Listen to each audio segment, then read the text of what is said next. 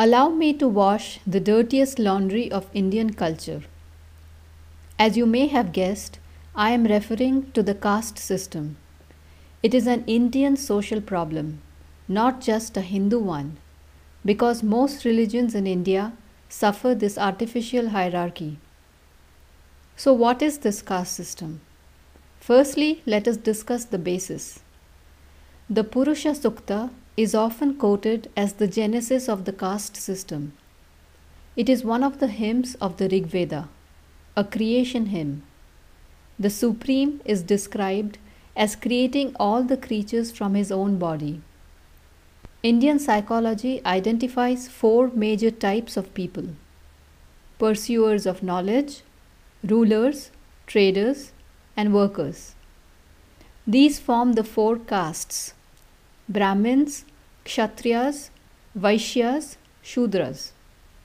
Brahmins spring forth from the Supreme's head, Kshatriyas from his arms, Vaishyas from his thighs, Shudras from his feet. That is all the hymn says about people.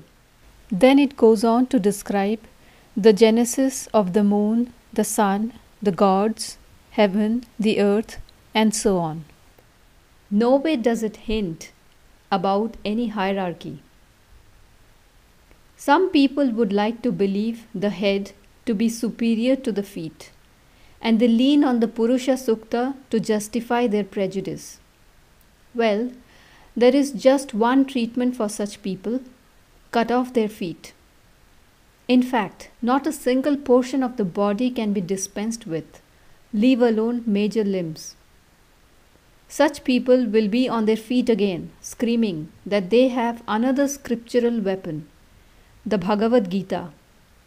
Sure enough, we find Sri Krishna speaking of the four classes of men.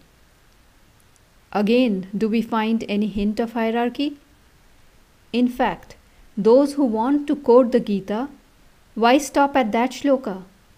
Also quote this one, where Sri Krishna talks about the wise men.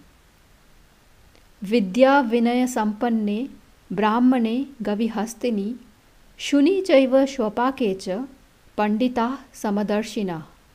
Sages look with an equal eye on the Brahmin endowed with learning and humility, on a cow, on an elephant, on a dog, and an outcast.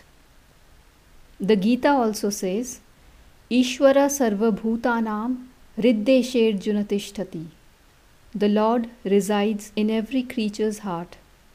If the Lord is in every human being, who are we to ill-treat them? But some people will still argue, do you mean to say all human beings are equal? What they really mean to ask is, am I not superior to many? As an answer, consider this simple observation. Even in a kindergarten, you will find differences. Some children are stronger in the body, some in the mind, some are leaders, some followers. Human beings are not equal in their strengths, but that does not mean they should be treated unequally. Our scriptures, as well as the Enlightenment Project, realize this fundamental equality. Authority number 3 is Manusmriti. Now this is a tricky one. There are shlokas where you read distinctly that a Shudra should have a burning rod stuck into his mouth if he disrespects a Brahmin. These rules should make the thief with chopped hands thank his progressive society. And yet there are shlokas where, for the same crime, the Brahmin is punished 100 times more severely than a Shudra. Similar contradictions exist in topics such as treatment of women and diet. For a long time, the upper castes have selectively quoted from Manusmriti and have created an underclass they can enslave. This drove Ambedkar to burn the book in a public ceremony and lead his followers to become Buddhists. Of course, that did not solve any problem. They were as ill-treated as ever. So he used his legal powers next. In came Reservation. Before we get into this burning topic, I would like to backtrack a little. We believe our wisdom texts are written by rishis. Correct? What are their names? Bhrigu, Yajnavalkya, Shvetaketu, Agastya. Our progenitors were also rishis, Kashyap, Vashishtha, Daksha. Our kings were Janaka, Ram, Sri Krishna, Yudhishthir. Have you noticed none of them have surnames? So are we sure they are Brahmins and Kshatriyas? On the contrary, we know at least one rishi who was an outcast, Satyakama, son of Jabala. He was taught by a rishi and himself had disciples. Yet Manusmriti says Vedas are not to be recited in the presence of Shudras, and none should learn from a Shudra. We begin to suspect Manusmriti. And a little research reveals the truth. As much as half of the shlokas were later additions by anonymous authors. All these additions are retrogressive shlokas. If the original shlokas can be extracted and Manusmriti cleansed, it will be found that the earliest Dharma Shastra India had was not at all a bad set of social rules. Surendra Kumar is one of many scholars who went around India collecting the various editions of Manusmriti and came up with a clean set of shlokas. Those who understand Hindi can watch YouTube videos made by one, Ravi Shankar, talking about this. So by all means burn Manusmriti, but only the later editions. Invariably they turn out to dole out crude punishments to non-Brahmins and make the latter get free gifts. Any guess who wrote these? An insecure minority crude enough to desecrate a Dharma Shastra for their self-interest, and not bright people at that. Otherwise they would remove the shlokas contrary to their scheme and not keep all the suspicious contradictions in the text. The word for caste used in Manusmriti is Jati. Its root word is ja, to be born. So you get your caste from birth. Sure, but does that mean you get it from your family? You are born with certain skills. These are part of your swabhava, your nature. If your nature is to work, you may be cultivating crops. What has it to do with your father's nature or his father's? Can he force you to follow his profession? Not in an ideal society. And Manusmriti is a set of laws for the ideal society. Sri Krishna spends a lot of time explaining Swabhava in the Gita, precisely because it is not a simple topic.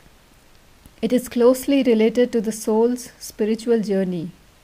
Now, chances are that a trader's son will inherit his father's business for practical reasons, whether he has aptitude for it or not.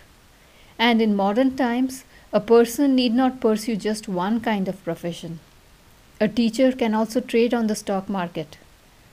The soldier can be a farmer during peacetime. Director Bimal Roy's Hindi film Sujata deals with the topic of casteism. Notice how he plays with the word Jata. Sujata means well-born, but the character in the film is a low-caste woman. When she is adopted by a high-caste family as a baby, the family has to handle unpleasant situations. The priest deserts their house in anger and says he needs to purify himself in the Ganga, all for being under the same roof as a baby. It is laughable. As a girl, Sujata wants to go to school but is not allowed to attend school. She grows up to be sweet, hardworking, and pretty, and catches the eye of a high caste man. This man faces an antagonistic society, but eventually marries her. Well, culture workers and spiritual leaders have been hammering the falsehood of caste in our heads for a long time. You can listen to Chanakya explaining about the misconceptions of caste and birth. So we see surnames are closely tied to caste, and these were latter impositions on Hinduism. We can guess who instituted this system. The same insecure people who were not at all sure they were worthy of respect. A teacher's son wants the respect his father received, even if he is not knowledgeable.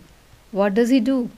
He hides the sources of knowledge, makes it part of the tradition, and adopts his father's title. Acharya, meaning teacher, was a title given to his father. It is not a surname. Now the son adds Acharya to his name, but he is not a teacher. Title becomes surname. His progeny get his surname, and so on down the generations. The problem of caste is less to do with the backward castes than the backwardness of the forward castes. The superiority complex does not translate itself in just segregation, but physical and moral torture also. It is the Indian brand of apartheid, minus its basis. Apartheid is between two distinct races. Scientific studies have proven without doubt that Indians are all one race, and we have known this for decades. When the Constitution was drawn in 1950, equality was given a prominent place. But how does one force people to treat all equally? So Ambedkar came up with reservation. Compare this to the situation in the United States. African Americans suffered degradations comparable to those suffered by Shudras. Yet when they were freed, legislation gave them affirmative action. This means they are not to be discriminated against in schools, workplaces, churches, etc., which is also in our own constitution. Since they were poor to start with, they got scholarships to study, as did other poor people. After that, they were on a level playing field for jobs. And what did Shudras get in India? Not only are they not supposed to be discriminated against in all places mentioned above, but they will also have seats allocated to them. But there was an important clause attached to it.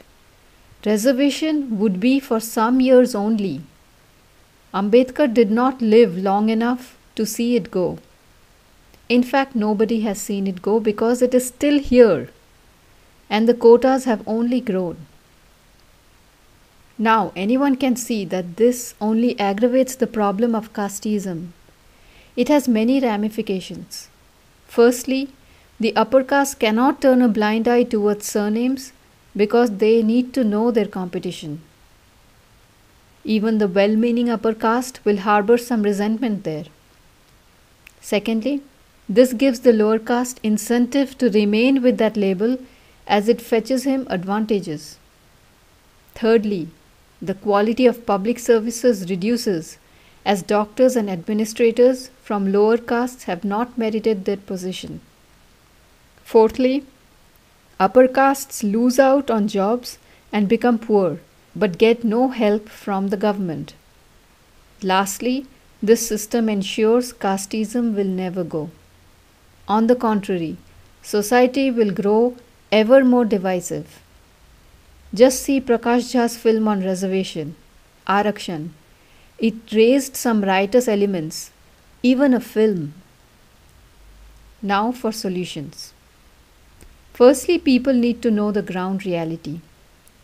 Amir Khan's Satyameva Jayate, Season 3, has a program on casteism. Here we see how alive it still is. We also meet filmmaker Stalin and see clippings of his documentary on casteism. Little girls and boys in schools are asked to clean toilets if they are from lower castes. At the least, they should be paid for their chores. Anand Patwardhan's documentary, Jai Bhim Comrade, shows garbage workers, bare-chested, feet in slurry, hands digging through toxic waste. The Supreme Court has ordered that they be given gumboots, gloves, helmets, masks, raincoats, but nothing has reached them so far.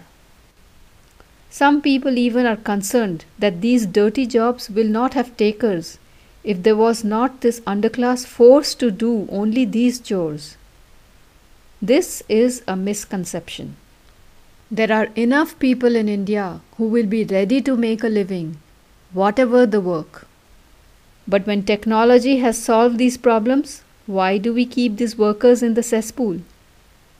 Scavengers do not even get the dignity of human beings. Why can't they be given the right tools? Is that such a difficult task? No, but the authorities do not believe these people are to be treated with dignity. Stalin in Satyameva Jayate says the solution is mixed marriage. But how can that solve anything when children get their surnames and therefore caste from their fathers? Mustafa Kemal Atatürk of Turkey applied another method. To wipe off the Arabic and Persian influences, he asked the Turkish people to choose Turkish surnames. So all at once, a whole nation redefined itself. Now begin with a clean slate in India? I think it is impossible. As customs stand, quite sadly, the surname is much more important than the given name. Let me tell you of an old solution. Around 1830, Raja Ram Mohan Roy started with a clean slate. He called it a new religion, Brahmo Samaj. A few trickled in and then trickled out, back to their casteist ways. During the freedom struggle, Tagore, Dayanand Saraswati, Sri Aurobindo, Vivekananda created gurukuls and ashrams where people were not discriminated by caste. A few followed them. The majority remains bigoted and worse, misquotes and distorts scriptures to remain bigoted. An old man perhaps cannot be taught to see himself equal to his fellow beings, especially if he sees himself as being superior. To be noted here is that old, not in body, but in mind. But the new generation with fresh minds are definitely to be rescued from the corrupt ideas of their elders. These character building lessons have to be given prominence in schools. Teachers should pass a personality test before getting their job. If they are not open-minded enough, they should not be allowed to influence younger minds. Periodically, teachers have to be retested. As for reservation, it needs to be phased out, say at the rate of 5% per annum. It is no secret now that all it does is benefit the politicians who care for vote banks, not people's welfare. Replace reservation with financial aid for education. Let all get equal opportunity to study, enough food while they are studying, a place to live in where they can concentrate on studies. There should be no reservation in college entrance exams, nor in the job market. A special police division and a fast-track court should deal with cases of ill treatment, as there is in Britain, to handle racial violence. There will be opposition for change from certain groups, but I trust there will be agreements too. A government with political will needs to push this through. Now is a good time to start, as this new government has at least 5 years to work it out.